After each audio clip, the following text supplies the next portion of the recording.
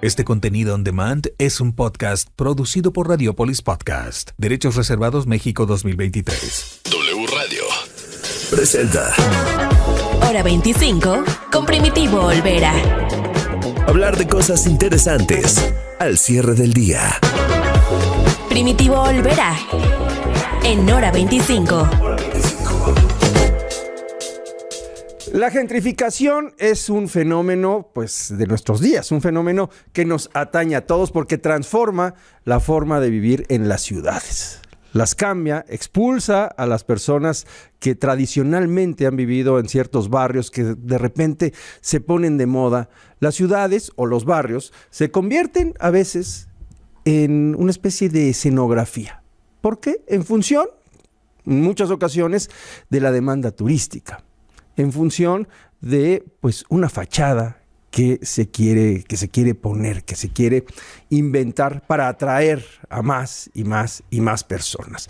Esto, como lo hemos mencionado aquí en varios programas de Hora 25, pues provoca la transformación, la modificación y de repente ciertas perversiones que pues dan al traste con el espíritu de los propios lugares. Este fenómeno se extiende a la comida, o pues toma a la comida como parte de un proceso que pues es muy criticado por obvias razones.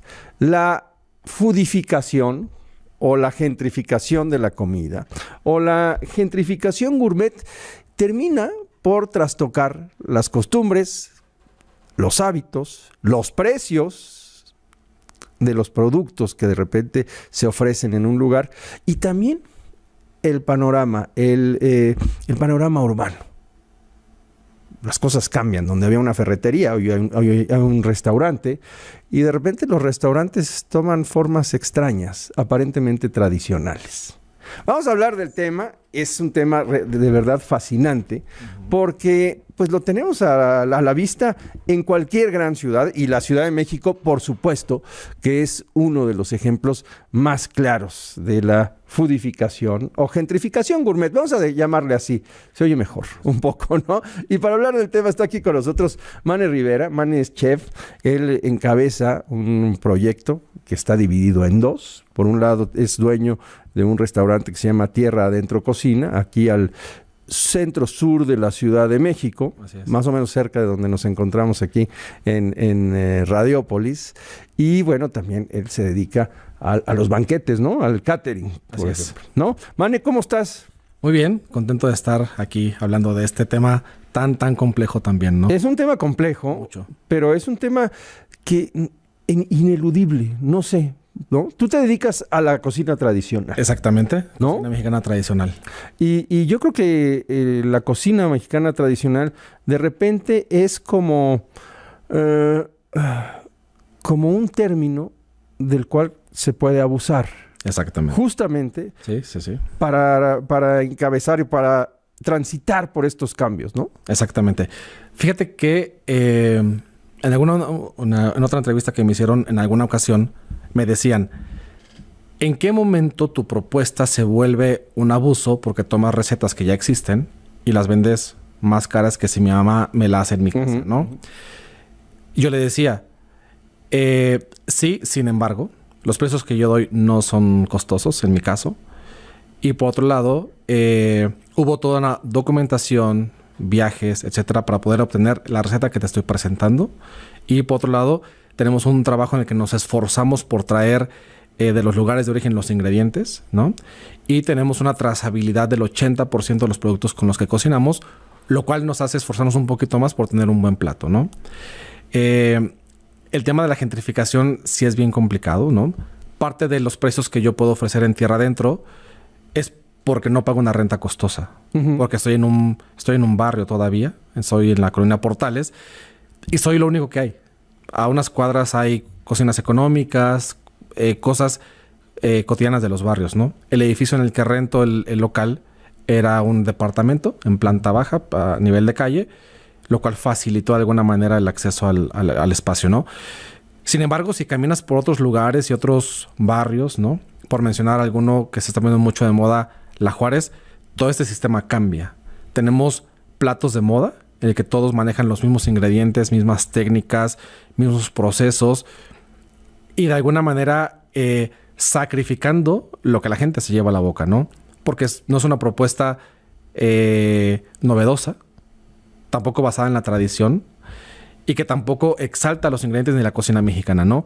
Es, por ejemplo, ahora todo el mundo sirve, por poner un ejemplo, pescado, ¿no? Totoaba. Ajá. ¿No? Está de super moda el alga espirulina que pinta de azul, ¿no? Correcto.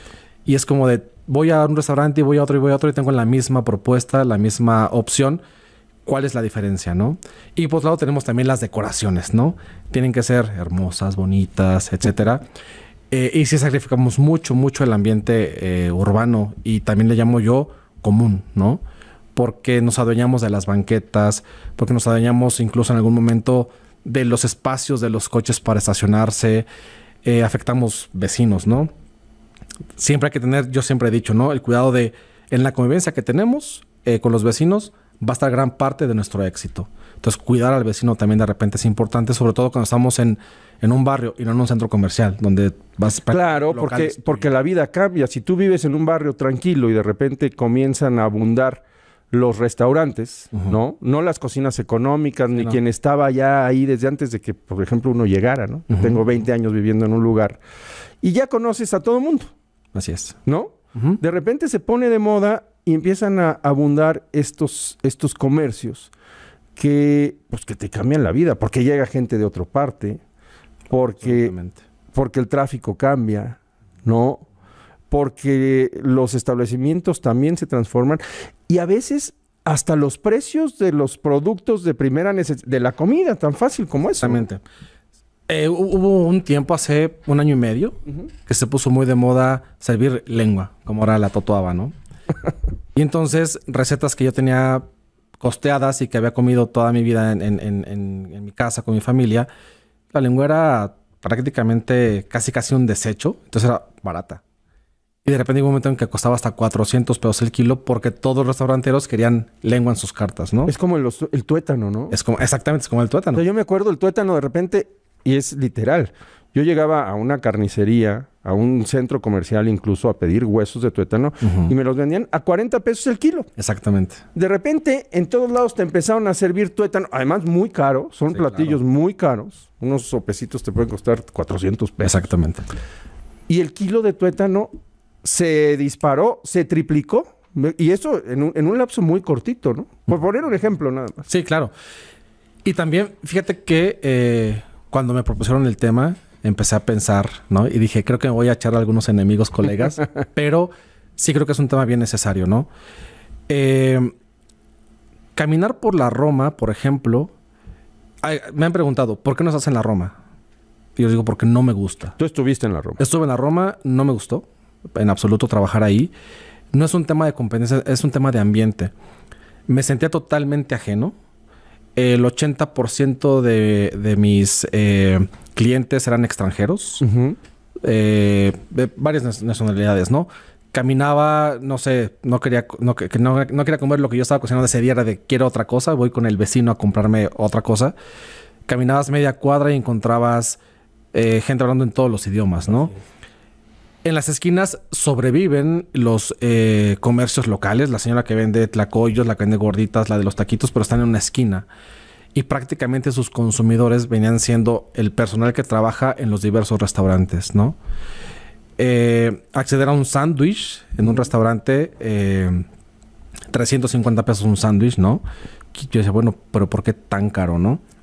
Yo también, pues, soy chef, hago mis costeos, sé cuánto cuesta. Es decir, es injustificado absolutamente. Ahí sí ya hay un abuso. Exactamente, hay un abuso, pero que se justifica porque estás en la Roma, porque está bonito, porque usas ingredientes de moda, por la tendencia, por redes sociales, porque tu plato es fotografiable, etcétera, etcétera, ¿no?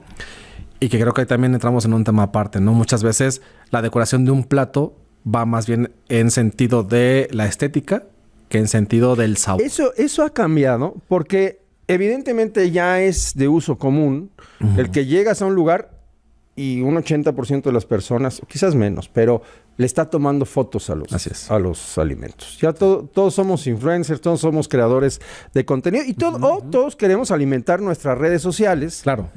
sobre todo estas visuales, ¿no? Como el Instagram, con cosas que sean bonitas. Exactamente. ¿Cuánto influye ese cambio cultural en donde todo es presumible? Sí. Justamente en esta transformación que a lo mejor es más estética que de fondo. Ajá. Sí, absolutamente. Fíjate que, hablando de redes sociales, acabo de subí a mi historia de Instagram hace un par de semanas un tamal, ¿no? Ajá. Y le había hecho yo una salsa tatemada de jaltomate. El jaltomate es un jitomate silvestre, chiquitito como un capulín, muy pequeñito. Sabe a uva, pero tiene las ideas del tomate y es negro, ¿no? Entonces alguien me escribe. Solamente subí la foto del tamal con la salsa. Y alguien me escribe, le dices jaltomate porque eres de Jalisco, ¿verdad? Y yo, no, así se llama, ¿no?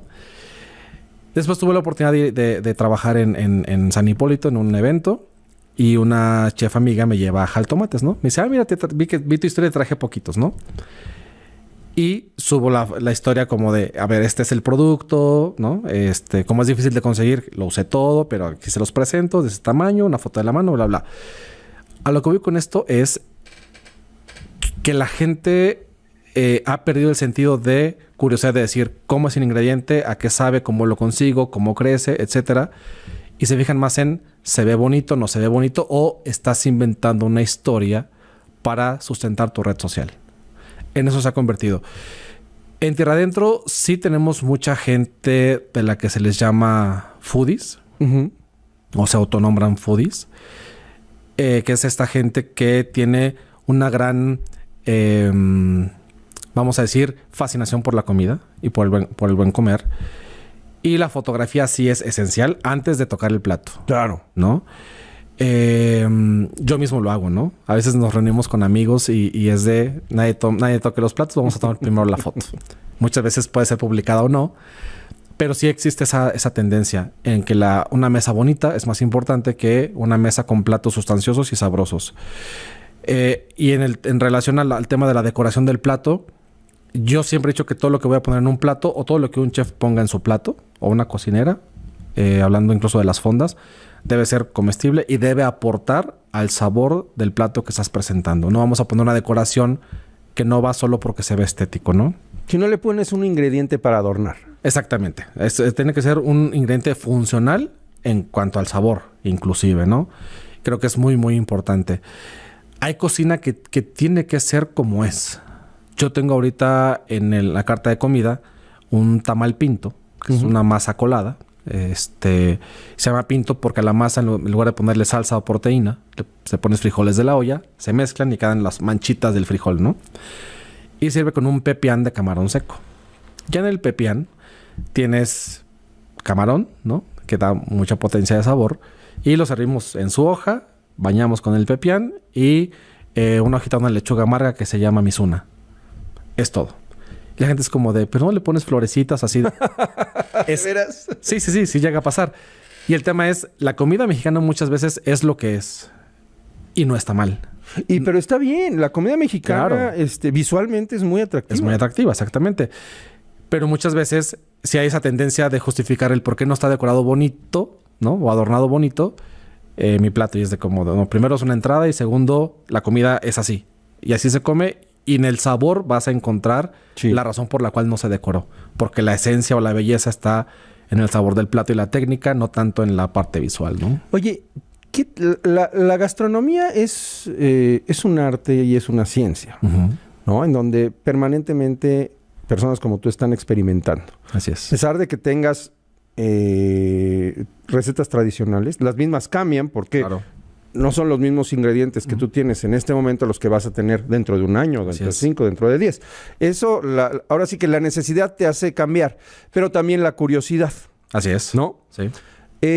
¿Hasta dónde se vale, entrando en términos de gentrificación gastronómica, esta experimentación de decir, hoy voy a hacer un tamal, pero lo voy a modificar, voy a hacer una interpretación de un tamal, ¿no? Sí. Un tamal tradicional de dulce o de lo que quieras. Claro. ¿Hasta dónde eso es realmente gastronomía? Y en dónde se queda corto la gastronomía para convertirse en gentrificación. Híjole, yo creo que si tu propuesta va en relación a la curiosidad y experimentación propias que como chef o cocinero tienes, creo que vamos bien. Si lo haces en relación a voy a responder a las exigencias del público y de la moda, creo que no está tan bien. Porque nos vamos a forzar a usar ingredientes y técnicas que quizá no te van a quedar tan bien en tu plato finalmente. Y que pues no tiene fundamento ni justificación, ¿no? Sí creo que el respeto al ingrediente es muy importante desde mi punto de vista. Y el ingrediente, también el respeto a la técnica es muy importante, ¿no? Siguiendo con el tema del tamal, ¿no? He probado tamales en propuestas gastronómicas que yo digo, esto no quedó bien.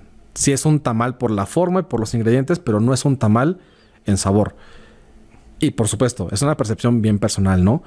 Sin embargo, creo que definiría absolutamente eso, ¿no? Si va más en función de una moda que de una interpretación curiosa, natural, humana, innata también de los cocineros por experimentación y por creatividad, creo que ahí es donde fallamos un poquito. Oye, el proceso de gentrificación pasa solamente por atender a la moda. Y estoy hablando en la preparación de los alimentos, pero también por atender a la moda de presentar una imagen tradicional, entre comillas, que no lo es. Es decir, este tema de decir cocina casera, o no sé, en España, pues hostales. ¿Sí me explico? Sí, total. A utilizar esos elementos que aparentemente son tradicionales, pero pues que en realidad son, lo voy a decir así, plásticos. Sí, totalmente. Fíjate que tengo otro ejemplo, otra historia. Hace tiempo alguien me mandó un video de un chef famoso, de esos de televisión. Y me dicen, mira, chef, este video hace una preparación de mi región que se llama cuachala. Una especie de chile atole roja. Se hace con un chile cuachalero, de ahí el nombre. Haces el chile atole, un atole muy espeso, chiloso, y le pones pollo o cerdo.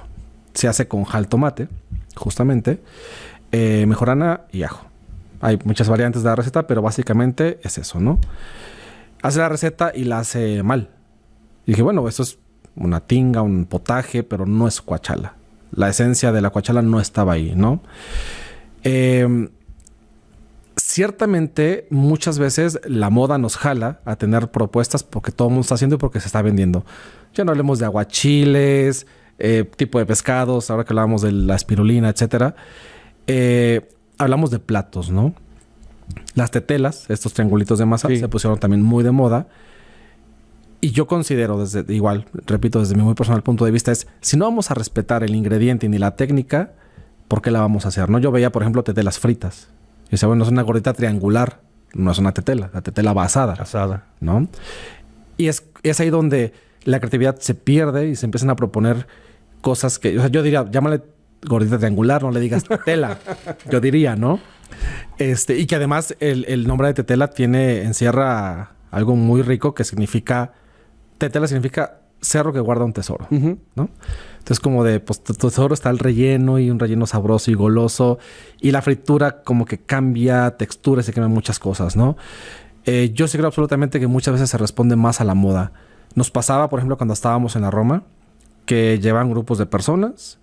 Vamos a hacer una activación de marca, ¿no? Entonces la marca nos ponía dinero, nos ponía alcohol, invitaba a influencers, ¿no? Nos lucíamos en el menú, pues porque ahí podíamos experimentar un poquito. Se llenaba la mesa de comida, fotos, y la gente se iba. Y la comida no era ni siquiera tocada. ¿Y se quedaba ahí la comida? Se quedaba ahí y llegaban las etiquetas a redes sociales y es como de, pero no probaste mi comida, ¿por qué no probaste mi comida? ¿Sabes? Claro. Es la moda de vamos a la activación de la marca, nos siguen invitando, seguimos generando vistas, visitas, etcétera. Pero realmente no soy una persona que le guste comer o le guste probar. Ahí la moda como que nos jala para otro lado feo. ¿Cómo se hace una moda?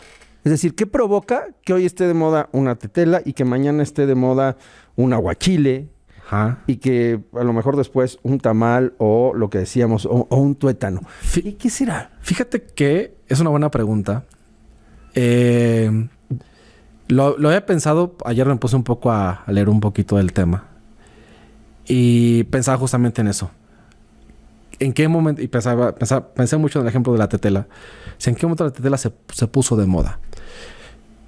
Las experiencias gastronómicas, turísticas, empezaron mucho en pequeños pueblos. Ujú. Y entonces vas al mercado. Creo que los pueblos turísticos por excelencia están en Oaxaca, la mayor parte de ellos. Y la esencia de la tetela viene de Oaxaca, Sí. de la Mixteca, etcétera. Suben a Puebla. Tenemos otras versiones en Tlaxcala y Puebla también. Pero la tetela además es para irse comiendo. O te la vas comiendo en la calle o era para que se las llevaran al campo, ¿no? Lo que yo deduzco es, seguramente alguien tomó una foto y entonces se puso de moda y empezó a escalar, ¿no? Que ya no era un alimento de mercado o un alimento de calle, sino era de la fonda y después fue del restaurante y después... Ya de se ahí inventó fue la escalando. tetela elegante. Exactamente, se inventó la tetela elegante y que hay muchas, ¿no? Yo hacía tetelas, ahorita no estoy haciendo en mi restaurante, pero se puso... He visto tetelas hermosas, unos emplatados de envidia, hermosos, ¿no?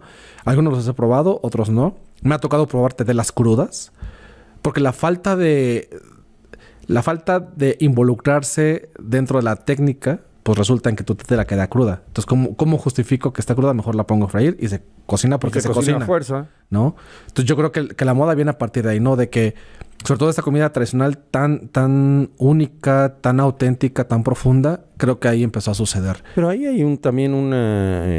ahí hay es una manera de defraudar a la gente, Sí. ¿no? Es decir, uno como prestador de servicio, como chef o como dueño de un restaurante, no te preocupas por prepararte y preparar a tu equipo Exacto. para que haga las cosas bien. Y entonces nada más te vende como si fuera comida rápida. Exactamente. Sí, acaba siendo eso, ¿no? Tiene que ser práctico. Lo voy a vender en 300 pesos, cuando en su contexto original cuesta 15, 25, 30 pesos, ¿no? Y ya, está justificado porque es la tetela y la vi en Oaxaca, pero muchas veces es copia de alguien que ya la presentó en su restaurante, ¿no? Yo tengo la fortuna de tener entre mi equipo de cocina una cocinera de Veracruz, Isla Veracruz, pegadito a Oaxaca. Y tenemos 2 platillos de su región, que solo ella cocina, ¿no? La curiosidad siempre es de ¿y cómo se cocina? ¿Y en qué contextos lo hacían? Si es de fiesta, ¿en qué fiesta? ¿Y por qué? Siempre yo hago muchas preguntas porque trato de ser muy curioso siempre. Y lo soy. Pero de repente hay gente al restaurante que llega, ¿no? Es que yo soy de Veracruz. Ah, muy bien. Ella también y ella hace la receta. No es un tema de competencia, es un tema de sabemos lo que estamos sirviendo. Y creo que mucha gente le falta eso, ¿no? Las redes sociales nos facilitan el acceso a información. Entonces, googleas la receta, no sabes si es buena o no, pero aquí está y la replico, ¿no? Y creo que ahí es donde está la falta, ¿no? La cocina mexicana, las cocinas tradicionales de cualquier región del mundo, creo que deben de ser muy respetadas en sus técnicas, en sus ingredientes y en sus métodos, ¿no? Ahora, ¿esto lo determina una idea de atender al turista? Sí, fíjate que sí. Quiero decir, la fortuna de aparecer en listas internacionales de restaurantes por visitar. Estamos en una de Estados Unidos y una de Japón. Tengo muchos clientes americanos y muchos clientes japoneses, ¿no? De entrada, yo hablo poco inglés, entiendo más de lo que hablo, pero de entrada aquí no hablamos español, ¿no? Un poco una resistencia y no a hacernos turísticos. Pero sí creo que nuestros clientes extranjeros de inmediato se dan cuenta que nuestro lugar no es turístico. Se dan cuenta que aquí venimos a comer comida, ¿no? He recibido muchos halagos, sobre todo de extranjeros, que pues hacen un acercamiento muy profundo a la cocina mexicana en tierra adentro. Pero de repente ¿estás cerquita a Coyoacán? Sí, claro. ¿Y qué me recomiendas? Y yo, honestamente... Muy poquito. Sí, muy poquito, ¿no? Porque Coyoacán ya se convirtió en ese lugar turístico, gentrificado, foodificado, en el que está para la foto bonita, pero el ingrediente o la receta o la preparación no aporta mucho. Sí creo que la moda va en función de los turistas absolutamente. Hablábamos de la Roma, ahora tocamos Coyoacán. Y sí creo que los lugares, los restaurantes, las cafeterías, finalmente acaban diciendo, pues son los que me compran. Entonces tengo que responder a esta necesidad porque si no, no vendo. Pues sí, pero al final es responder de manera muy empírica, ¿no? Absolutamente. Es decir, yo creo que el turista busca una experiencia tradicional. Ajá, Pues sí, pero la tradicional consiste en respetar las técnicas, exactamente. el producto, La receta. ¿no? Es como cuando vas al aeropuerto, cuando pasas al aeropuerto y ves estas tiendas que te venden souvenirs y te venden un sombrero de charro, Ajá. de esos llenos de brillitos, cosas Y así. los plateados y dorados. Exacto, con hilos así raros, ¿no? Y dices, bueno, ese no es un sombrero de charro, No. parece un sombrero de charro. Es equivalente a lo que pasa con la comida. Exactamente, absolutamente. Fíjate que antes de venir para acá contigo, me visitó una persona muy querida y hablábamos de la comida, ¿no? Él es una persona que hay ingredientes que no le gustan, absolutamente. Y cuando él va y el ingrediente lo tiene en la receta, lo omito generalmente, ¿no? Y él me decía, muy atinadamente y muy ad hoc al tema, me decía, estamos en un país que tenemos la fortuna de tener maíz. Esa cosa tan rica, tan nutritiva, tiene proteínas, tiene minerales, etcétera, etcétera, etcétera. ¿Y qué me dices, me decía él, de un taco con aguacate y salsa? ¿Qué tiene de malo? Yo le decía, pues absolutamente nada. De hecho, es muy sabroso. Y me decía él, y muchas veces vas a un restaurante y hacen de ese taco una cosa que te va a costar 150 pesos o 200 pesos, pero el aguacate está cortado bonito, ya le pusieron un soplete para que esté asadito y la salsa te dicen que es tatemada, etcétera, etcétera, aunque la hagan en licuadora, etcétera, etcétera. Me dice, ¿qué opinas de eso? Y yo decía, pues yo no lo pido. Para empezar, yo no lo pido en un restaurante. Para empezar, pues lo hago en mi casa o me lo hago en mi restaurante. Esta persona que te comento se llama Doña Lupe, Doña Lupe, la de Veracruz, hace unas tortillas espectaculares, deliciosas, grandes, gorditas, bien infladitas, ¿no? Y cuando le hice una tortilla y a la par que está haciendo la tortilla, tienen un jitomate asando y tiene un chile, agarra el molcajete y órale, ¿no? Dije, si tengo a ella que me lo hace aquí, por supuesto que no viene un restaurante a pedir eso. Sin embargo, creo que tenía mucha razón. Tanto en el tema del maíz como en el tema de, que decías tú, respetar el ingrediente, ¿no? México somos ricos en un montón de cosas. No solamente maíz, por supuesto, principalmente el maíz, pero jitomate, aguacate, tipos de pescados o variedades de pescados, mejor dicho, frutas, hortalizas. Tenemos todo. Tenemos todo. Por algo es el cuerno de la abundancia, ¿no? Y de la diversidad de recetas y de técnicas también ni hablemos, ¿no? Como para unificar, ¿no? En base a la moda, alguna receta o alguna propuesta gastronómica. Mi compendio de recetas, ahorita voy como en 750 distintas, ¿no? Y que me va a dar para 10 años. Porque te decía, mi menú cambia cada 6 meses. ¿Cuántos platillos tienes cada 6 meses circulando? En desayuno son 3 entradas y son 8 fuertes. 8 fuertes. 8 fuertes. Tengo uno especial, tengo 9 ahorita. Y en la comida tengo 4 entradas y 7 fuertes también. Y 3 O sea, son 11 en desayuno, 11 en comida. 22 más tus postres.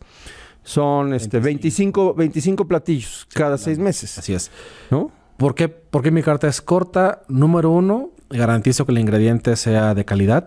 Número 2, no hay merma porque no se me queda refrigerada la comida. La gente tiene la certeza de que es comida fresca. Y por otro lado, son platos ya muy seguros, ¿sabes? Ya los probamos, los volvimos a probar, hicimos el experimento, invitamos amigos, invitamos gente cercana así de vengan a probar y quedó. Y porque creo yo que si trato de abarcar muchísimo, no voy a abarcar nada, ¿no? Entonces, vamos viendo, siempre Jalisco va a estar presente. Porque mucho abarca, poco aprieta, dicen, ¿no? Sí, Jalisco va a estar siempre presente, obviamente, porque soy de Jalisco.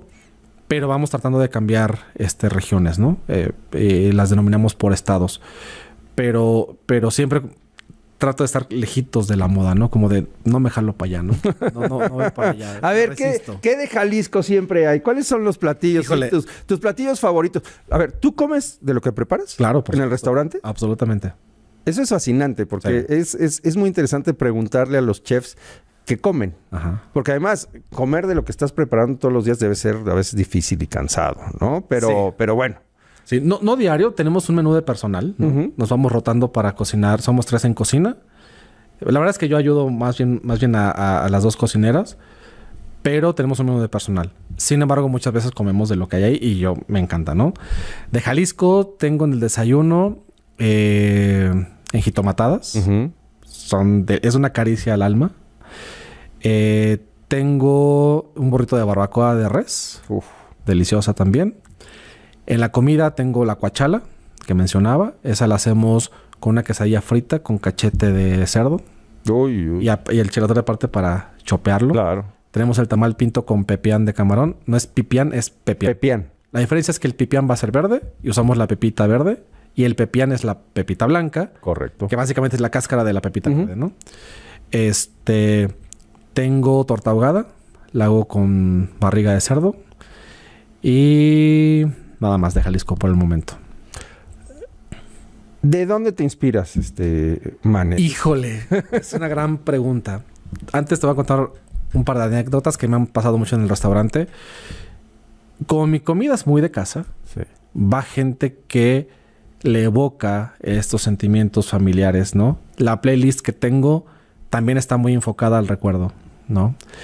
¿Cómo sucedió?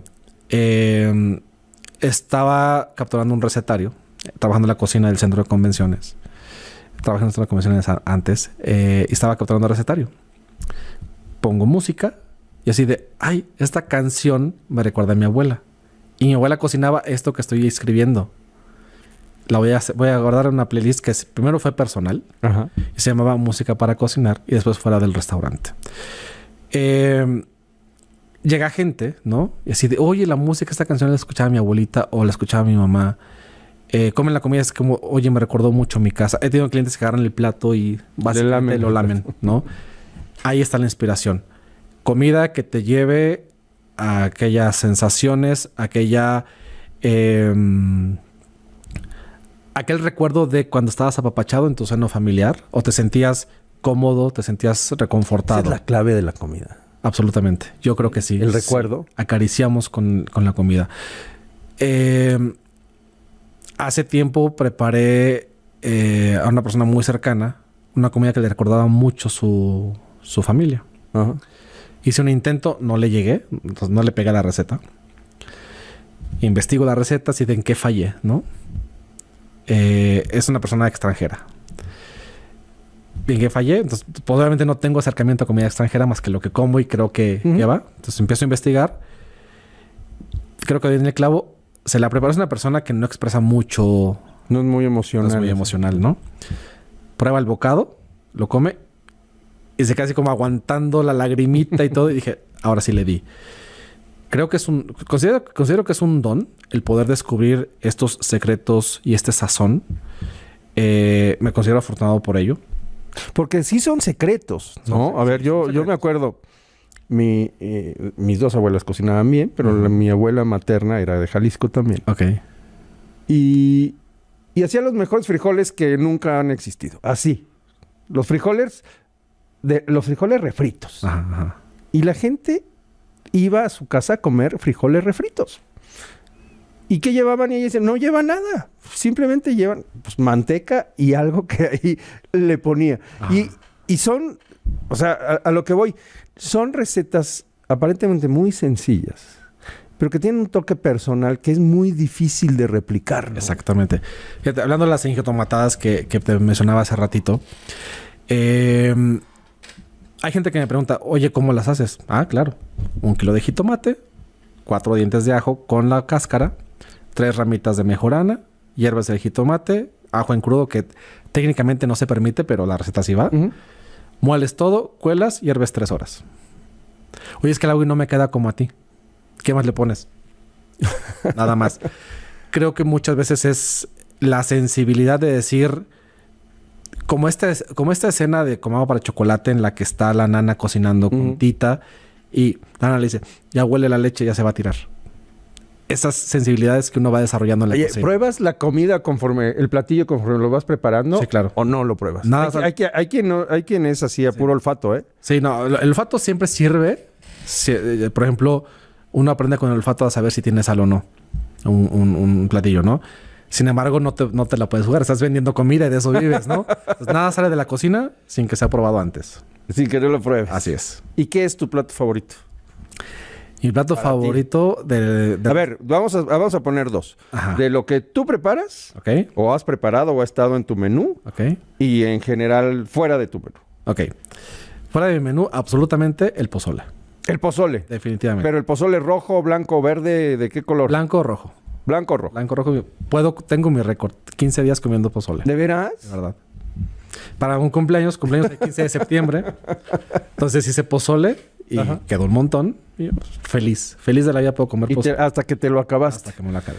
Hay un pozole que le llaman el pozole seco, ¿no? Así es. Que no se hace con el mismo maíz. Es el mismo maíz. ¿Es el mismo maíz? Sí. Fue un accidente de cocina, básicamente. Es de la región donde se junta Colima con Jalisco. Ajá. A una cocinera se le olvidó apagarle el pozole. ¿Y Quedó en el rescoldo. se secó? Se evaporó, exactamente, y quedó una pastita. En la región ya es valorado el pozole que esté con poco caldito, ¿no? O sea, es un pozole ligeramente batido. Entonces fue eso, pero lo tuve en el restaurante justamente. Es buenísimo el pozole seco y una es bien cosa difícil deliciosa. de encontrar, ¿no? Fíjate que lo tenía en tierra adentro. Ajá. O sea, salió porque ya había acabado su ciclo. Y ahora en mi cumpleaños regalé tostadas de pozole seco. Uy, qué ¿De delicia. qué fue? Sí. Qué Y del restaurante, mi plato favorito es que servimos, ahorita no lo tengo en la carta, es una birria de espaldilla de cerdo. Birria de espaldilla de cerdo. Exactamente. Y, a ver, Esta que tengo tatuada aquí. ahí tienes la receta. Aquí está la receta, quien la quiera. Wow, para que no se te olvide. Y acá tienes un cerdo. Bueno, acá tengo un cerdo, Ajá. marina y el sistema de la milpa. Maíz, frijol, chile y calabaza. ¿Por qué esos tatuajes? Maíz, frijol, chile y calabaza. Es la milpa. Es la milpa. Con eso podemos vivir. Sí. Perfecto. Sin problema. Sin problema. Absolutamente. ¿No? Pues básicamente son mis ingredientes favoritos para cocinar y mi receta favorita de la vida, ¿no? Qué maravilla. Cuando comí esta receta, es Jalisco, hacemos birrias por montones. ¿Qué es lo que hace la birria? ¿Cuándo es una birria? ¿Cuándo es una birria? Sí. ¿Cuál Tiene es que ser el cocinada- ingrediente y la forma de cocinar una birria? Cocinada al vapor, a fuego directo. Al vapor, a fuego directo. ¿Y con qué ingredientes? Tienes que tener una proteína animal, Cualquiera. cualquiera. Conejo. Digo, pollo, cerdo. lo más tradicional o conocido es la birria de chivo, ¿no? Exactamente. Pero ahora ya... No, lo más común, por ejemplo, en Ciudad de México es la birria de res. Fíjate que si nos vamos un poquito a la historia, birria significa corriente, es una forma de decir corriente. ¿Por qué? Cuando los españoles estaban en México y estaban dominando y conquistando y unificando también, la gente de servicio comía birria, ¿no? Le llamaban de otra forma, no me preguntes porque eso no te lo sé decir, pero prometo investigarlo. Y entonces decían esos birrientos, como esos corrientes que comen birria. El chivo era considerado una carne sumamente corriente. Entonces, ¿qué hacían? Un adobo, chiles, especias, hierbas, vinagre, como método de conservación, no como método de sabor. Ahora lo usamos para el sabor, pero en su origen era conservación. ¿Para que durara más? Exactamente. La carne de chivo es dura, es apestosa, ¿no? Entonces Se tarda uno en digerir. exactamente. Horrores. Súper lavada con sal, remojada en vinagre para reblandecerla un poco. Se le ponía el adobo y se ponía a cocer al vapor muchas horas. Y entonces tenemos la birria. Esta carne suavecita, blandita, Claro. sabrosa. Este jugo sabroso que escurre, que mezclas con jitomate. Eso es una birria. ¿Y con qué lo debes? ¿Ese adobo de qué debe llevar? Depende de tu región, pero si hablamos de algo muy básico, chile guajillo. Ajá.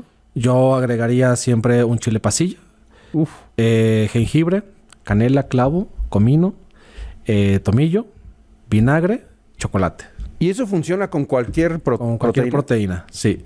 Yo tendría cuidado con el pollo porque es una carne sumamente suave. Ujú. O sea, no usaría yo pollo. Pero sea res, sea cerdo, sea chivo, sea conejo, sin problema. Todo funciona. Todo funciona. Qué maravilla. Así es. Ya vámonos. Ay, sí.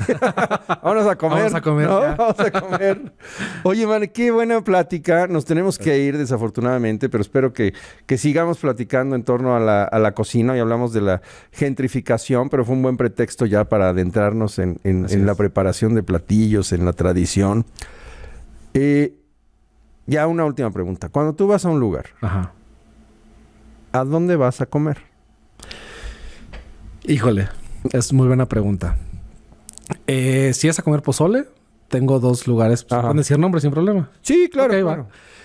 Mi pozole favorito, Flor de Maíz. ¿En dónde aquí? Están, sí, aquí en Ciudad de México. Están sobre todo por el sur. Y Casa Licha, que afortunadamente me queda súper cerca del restaurante, ¿no? Después de mi torta ahogada, mi favorita es una que se llama Don Fede, que está por el Metro Nativitas, más o menos. Súper rica.